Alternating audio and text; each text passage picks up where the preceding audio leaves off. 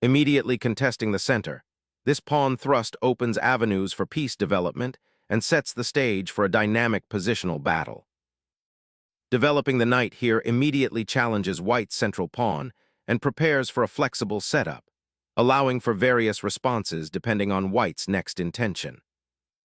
Immediately staking a claim in the center, c4 aims to disrupt black's flexible development and control vital central squares.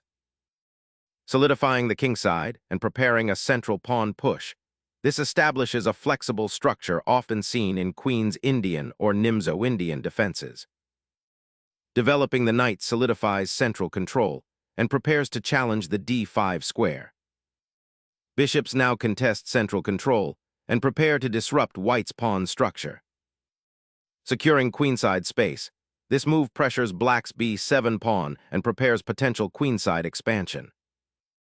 Challenging the queen's central claim, this gambit opens lines and seizes initiative. Capturing the pawn abruptly shifts the battlefield's dynamics, creating an immediate pawn imbalance and opening lines for potential piece activity. Unleashing the knight to a passive outpost, this maneuver neglects central presence and invites further pawn expansion for white. Dislodging the knight from its currently active outpost is the immediate goal, opening up a potential queenside initiative. Sacrificing pawn structure for active piece play, black now aims to exploit the weakened light squares around white's king. Developing the knight now supports the central pawn push and prepares for castling, a crucial step towards king safety. Securing the king's safety through castling is a prudent step, prioritizing defensive stability over immediate counterplay. Pinning the knight immediately after castling sets up immediate pressure and can disrupt black's harmonious development. Retreating the bishop here relinquishes central influence, but it secures the piece and prepares for knight development, aiming for a solid pawn structure. Boldly asserting central control, white immediately challenges black's pawn structure and opens lines for piece development. Solidifying the center, black prepares to develop the bishop and challenge white's pawn structure. Developing the bishop here solidifies the center and prepares castling while keeping lines of communication open.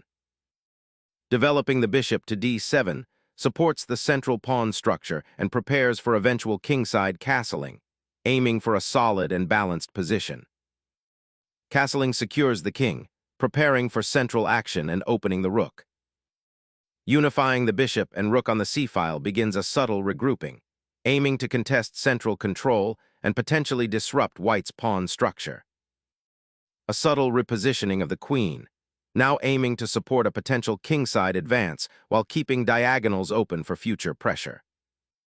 Unveiling an immediate concern regarding the bishop on g5, this pawn push challenges white's aggressive formation, potentially disrupting its coordination and forcing a decision.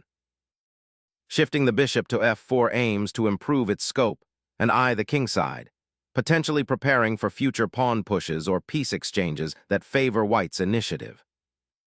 Initiating a central pawn break to disrupt white's harmonious piece deployment. Exploiting the weakened dark squares, white boldly pushes forward, aiming to disrupt black's development and seize central space. Inviting tactical fireworks, this knight boldly seeks central influence, disrupting white's pawn structure and aiming for kingside chaos.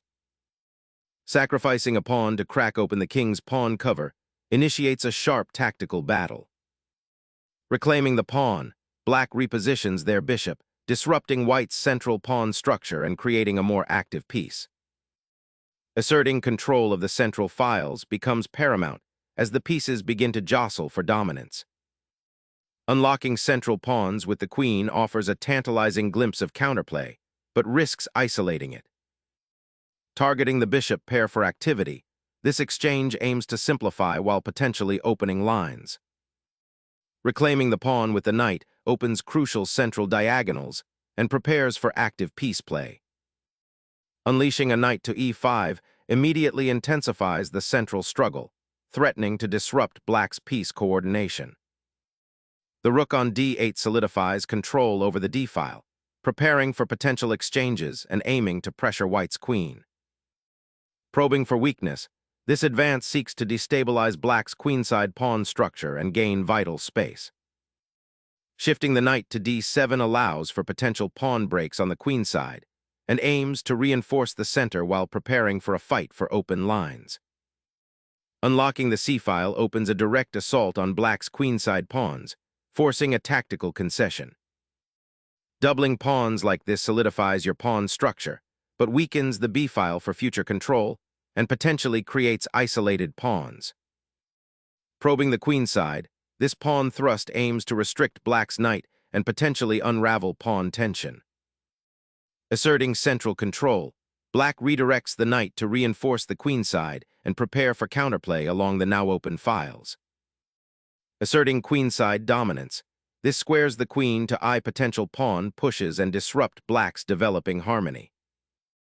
Activating the rook to defend the c-pawn and prepare for potential exchanges or a future central pawn push offers some respite. Focusing the bishop on the queenside's weak squares, threatening to trap it with the upcoming pawn push. Securing the queenside pawn and preparing a rook lift creates a dynamic imbalance. Seizing central initiative, this knight repositions to pressure black's beleaguered queenside pawns.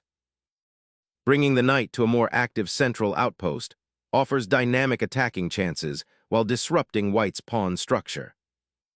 Striking this knight forces a pawn advance, potentially exposing the black king while simplifying into a more favorable structure. Reclaiming the central queen, black initiates a more active fight for control over the crucial c-file. Concentrating force along the d-file, aiming to disrupt black's queen and potentially target the weakened c-pawn. Reclaiming the open c-file is paramount, preparing to contest it immediately.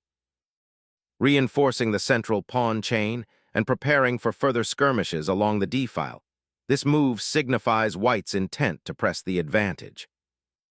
Sacrificing the exchange on d3 fundamentally alters the pawn structure, opening vital files for white's rooks. Unlocking the d-file for decisive penetration now becomes paramount. A crucial moment to solidify your queenside pawn structure and prepare for potential exchanges that simplify your position. Repositioning the queen to d1 offers flexibility, preparing for a potential kingside advance or reinforcing the central pawn structure. Seeking to consolidate king's safety amidst queenside pressure, this maneuver anticipates potential pawn pushes and aims to create a slightly more robust defensive setup. Unleashing the rook onto the 8th rank opens a potent assault on black's beleaguered king and threatens to dismantle their queenside defenses. Shifting the pawn structure opens a diagonal for the queen and potentially weakens the king's shelter. Solidifying the kingside pawn structure, a common antidote to potential queenside pressure. Reclaiming the f6 square provides a vital outpost for the knight, reinforcing the kingside and preparing for potential central breakthroughs. Unlocking the central files with the queen initiates a potent pressure aimed at exploiting black's slightly awkward knight placement.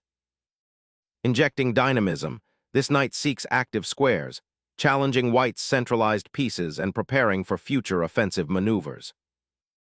Sharpening the pawn chain's reach, this bishop aims to restrict black's maneuvering space.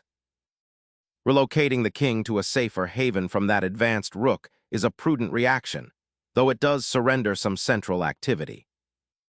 Reinforcing the d-file pressure, this move aims to exploit black's slightly cumbersome piece placement. Averting immediate danger, the monarch seeks refuge from the powerful bishop and encroaching pawns. Repositioning the bishop to survey the queenside creates new attacking angles and prevents black's king from finding safety on that side. Reaffirming the king's safety on the 2nd rank, a proactive decision to avoid future mating threats. An unexpected rook lift, aiming to infiltrate the queenside and exploit potential weaknesses in black's pawn structure. Surrendering the initiative to white's rook invasion on the 7th rank proves too risky here. Capturing the rook opens a decisive pathway to the queenside majority. Reclaiming the passed pawn with the rook anchors black's defensive structure, even if it surrenders significant central control. Striking the bishop on c6 solidifies white's central pawn majority and prepares for an aggressive king's pawn advance. Recovering the rook is a logical, albeit passive, choice, yet it concedes the open file and allows white to consolidate further. Trading bishops here simplifies the position, allowing white to focus on activating their rooks and exploiting the open c-file. Recapturing the pawn opens a path for your king and potentially creates a passed pawn down the road.